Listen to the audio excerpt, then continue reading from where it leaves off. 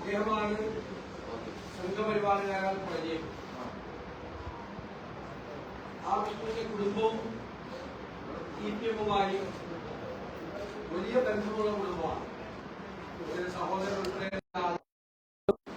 College മുതൽ സജീവമായി പ്രവർത്തിക്കുന്നവരാണ്. വിഷ്ണുവിന് വേണ്ടി രക്തസാക്ഷി ഫണ്ടുണ്ടാക്കി. ഇതിൽ നിന്ന് പകുതി പണം കുടുംബത്തിൽ കൊടുത്തു, പകുതി പണം അടിച്ചുമാറ്റി. ഇവിടെ പയ്യന്നൂരിലെ രക്തസാക്ഷി ഫണ്ടിന്റെ വിവാദം അറിയാം. ധനരാജിന് വേണ്ടി സംഭവിച്ചിട്ട് ആ പണം വലിയ തുക CPM അടിച്ചുമാറ്റിയിരിക്കുന്നത്.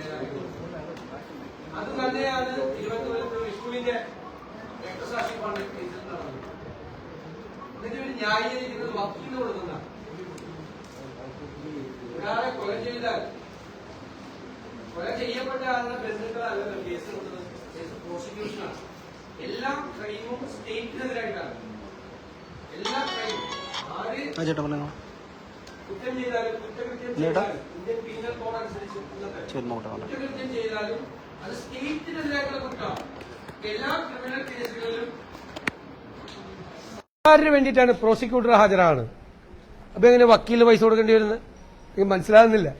വക്കീല് പൈസ കൊടുത്തെന്ന് പറയണ്ട.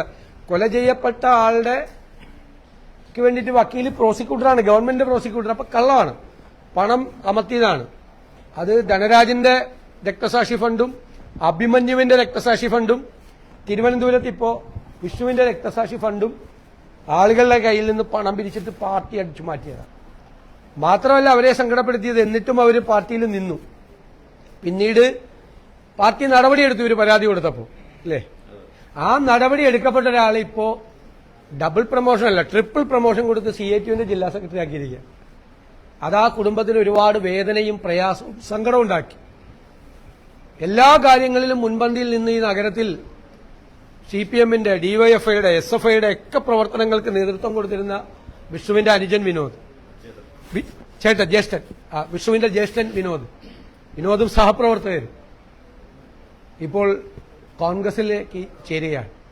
അവരെ ഞാൻ കോൺഗ്രസ് കുടുംബത്തിലേക്ക് ഹൃദ്യമായി സ്വാഗതം ചെയ്യുന്നു. തീർച്ചയായും കോൺഗ്രസിൽ അവരിനി ഒരു കുടുംബാംഗമായിരിക്കും. ഞങ്ങൾ തിരുവനന്തപുരം ജില്ലയിൽ നിന്നുള്ള KPCC ഭാരവാഹികൾ എല്ലാവരും ഉണ്ട് എന്റെ കൂടെ. DCC പ്രസിഡന്റ് സ്ഥലത്തില്ലാത്തതുകൊണ്ടാണ് ഞാൻ അവർക്ക് എല്ലാവർക്കും വേണ്ടിയിട്ട്, KPCC പ്രസിഡന്റും പ്രത്യേകമായിട്ട് അത് സ്വാഗതം അറിയിച്ചിട്ടുണ്ട്. KPCC പ്രസിഡന്റിനും DCC പ്രസിഡന്റിനും വേണ്ടി കൂടി ഞാൻ സംസാരിക്കുന്നു. കോൺഗ്രസിലെ മുഴുവൻ നേതാക്കളുടെയും, ശ്രീ K മുരളീധരൻ ഉൾപ്പെടെ, ശ്രീ രമേശ് ചെന്നിത്തല ഉൾപ്പെടെ, ശ്രീ KC വേണുഗോപാൽ ഉൾപ്പെടെയുള്ള മുഴുവൻ നേതാക്കളോടും പറഞ്ഞിട്ട് അവരെല്ലാം വളരെ സന്തോഷത്തോടുകൂടിയാണ് മോദിനെയും സഹപ്രവർത്തകരെയും ആ പ്രസ്ഥാനത്തേക്ക് സ്വീകരിക്കുന്നത്. ഞാൻ അവരെ സ്വാഗതം ചെയ്യും.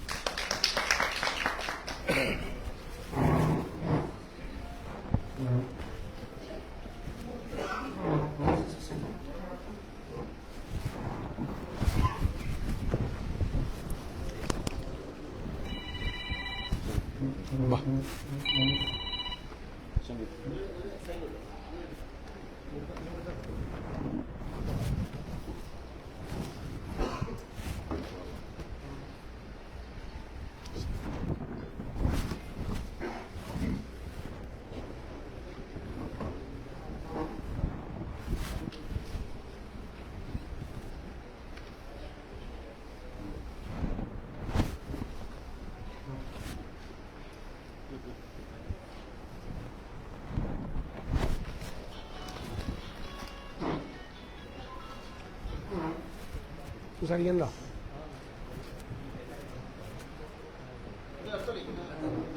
ഇവിടെ ഇരുന്ന് സംസാരിച്ചു.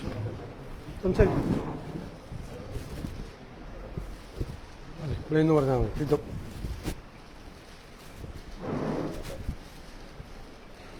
7 വയസ്സിൽ ബാലസംഘത്തിൽ പ്രവർത്തിച്ചു തുടങ്ങിയതാണ്. ഇപ്പോൾ 50 വർഷമായി. ശരിക്കും ഒരുപാട് ദുരനുഭവങ്ങൾ ഉണ്ടായിട്ടുണ്ടെങ്കിലും ഇപ്പോൾ ഈ കഴിഞ്ഞ കാലങ്ങളിൽ നടന്ന ഒരുപാട് നിരവധി കാര്യങ്ങളുണ്ട്.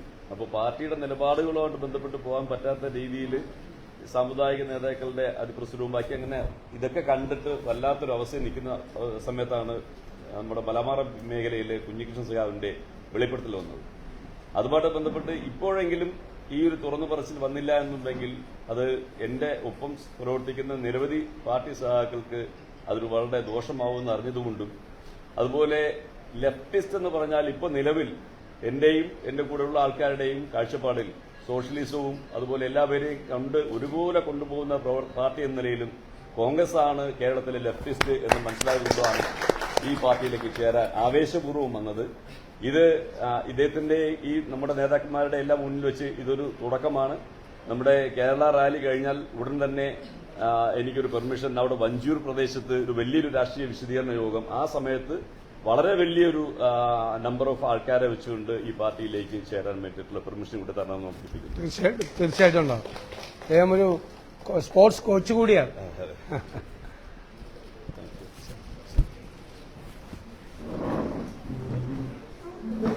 ശരിയാ പോകും. എന്ത് ചെയ്യുന്നു? കാർപ്പറ്റിന് പണിക്കാം.